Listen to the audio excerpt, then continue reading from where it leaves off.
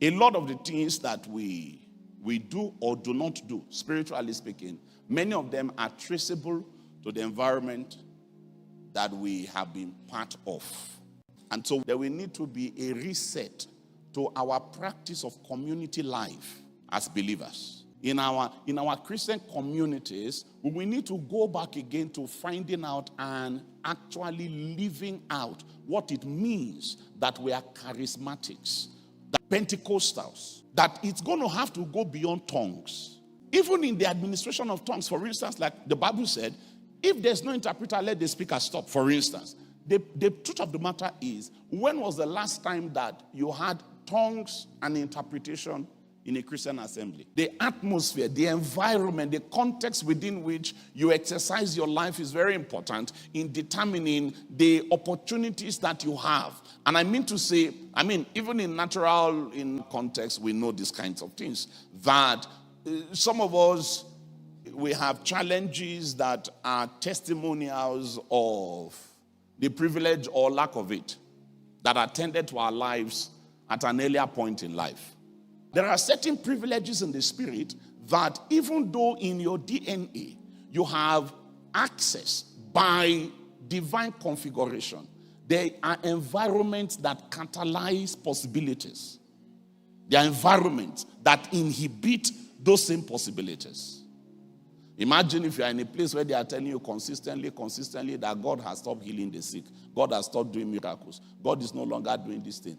The first thing it will do is that it will kill any appetite or expectancy for those kinds of divine interventions. And you will find out very, very quickly, all right, that where there are no expectations, God meets them. That means that God meets no expectations. And your life will be very, very predictable and very, very mechanical. And there are so many people that is where they operate. That's the frequency. Meanwhile, in their spirit, they carry the totems of grace that is supposed to blossom into something amazing that will put Jesus Christ on the map. So it could be the case that there are possibilities that are yours by divine ordination, but your environment inhibits the manifestation, the blossoming, the blooming of those possibilities. There are environments, there are contexts that kill spiritual things. That's why they tell you not to keep friendship with the world. Are you with me? Yes. There are environments that are pollutants, that corrupt. There are contexts that corrupt. And if you do not take care, you will find out that you will be living below your divinely assigned possibility. Not because it couldn't have been possible to do otherwise, but your environment can become your limitation.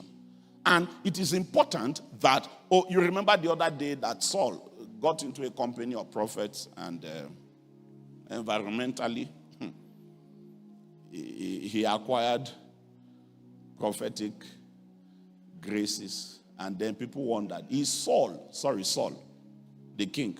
They say, is Saul also among the prophets?